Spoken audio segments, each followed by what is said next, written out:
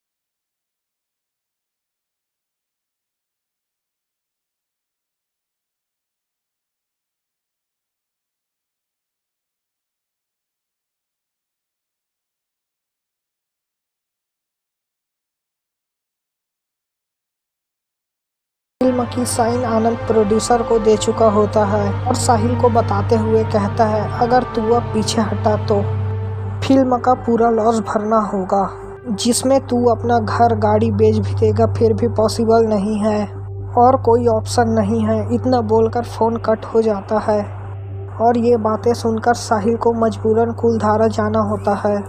उसके बाद आनंद और साहिल कुलधारा चले जाते हैं और आनंद और साहिल अच्छे भले कुलधारा पहुंच जाते हैं, लेकिन आनंद बताता है ये स्टूडियो में 1 साल तक कोई शूटिंग नहीं हुई है और लोग इस स्टूडियो को भूतिया समझते हैं। और आनंद और साहिल उस स्टूडियो के सामने वाले विला में रुकते हैं और अगले ही सीन में हमें दिखाया जाता है अंकिता और साहिल फ़ोन पे बातें कर रहे होते हैं। वहीं अंकिता कुलधारा आने की बात साहिल से करती है, लेकिन साहिल उसको आने से मना कर देता है।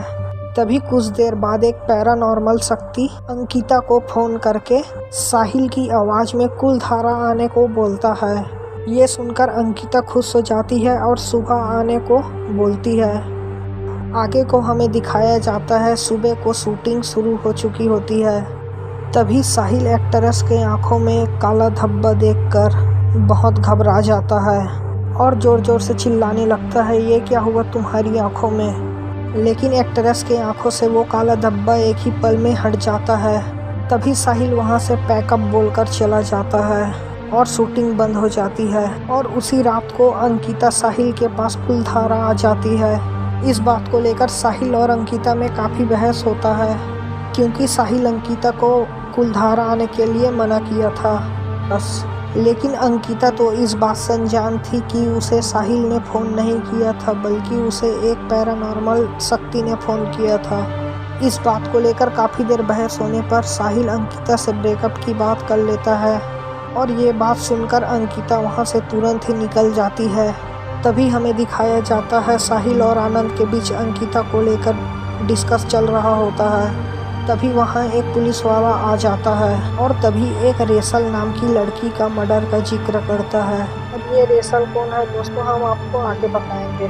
और वो पुलिस वाला साहिल को थाने चलने को बोलता है, लेकिन साहिल उस पुलिस वाले को सबूत और अरेस्ट वारंट लाने को बोलता है। तब इसके बाद हमें दिखाया जाता है 2 साल पीछे का सीन, जिसमें साहिल और रेचल को दिखाया जाता है। ये रेचल वही लड़की है जिसके मर्डर केस में साहिल से पुलिस वाले बात कर रहे होते हैं। तो हमें दिखाया जाता है साहिल और रेचल अपने बंगले में रोमांस कर रहे होते हैं तभी थोड़ी ही देर बाद वहाँ उसके रूम में एक लड़की आती है जो और कोई नहीं रेचल ही होती है। ये देख के साहिल बहुत घबरा जाता है और जो लड़की साहिल के साथ होती है वो अपने असली रूप में आ जाती है, जो कि वो एक डायन होती है और साहिल के कानों में बोलने लगती है, साहब आप मेरे हो, ऐसा बार बार बोलती है। और रेचल ये सब देखकर उस कमरे से भाग जाती है। तभी हमें दिखाया जाता है रेचल थोड़ी दूर भागने के बाद एक जगह गिर जाती है और वो डायन रेचल को मार देती है। फिर हमें दिखाया जाता है अंकिता को, जो अभी भी कुलधारा में थी।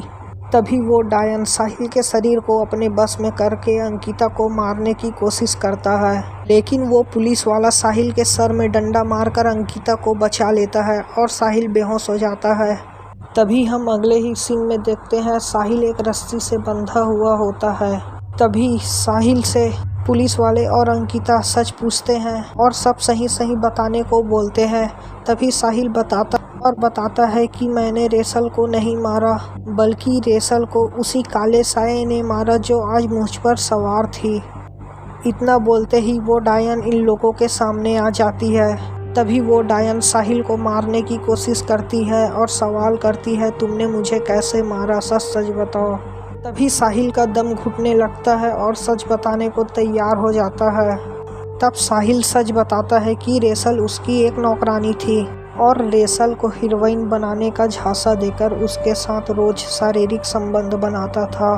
तभी एक दिन आनंद और साहिल ने रेचल को बहुत प्रताड़ित करते हुए धमकी दी, अगर तेरे सर से अब भी हीरोइन बनने की भूत नहीं उतरी तो नहीं तो हर रात तुझे एक नया मर्द अपनी हीरोइन बनाएगा।